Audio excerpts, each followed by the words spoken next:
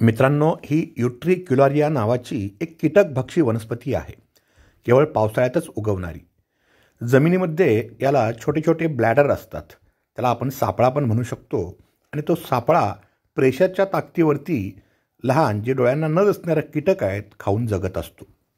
ते जे ब्लॅडर असतं त्याच्यामध्ये एअर प्रेशर तयार होतं आणि डोळ्याचं पातळ लवतं तोपर्यंत त्याचं दार ओपन होतं आणि पाण्यासह बाहेरचा किडा आत घेतला जातो आणि त्याचं भक्षण केलं जातं. त्याच्यामध्ये असणारे डायजेस्टिव्ह एन्झाईम्स त्याला पचवतात आणि ही वनस्पती जगते.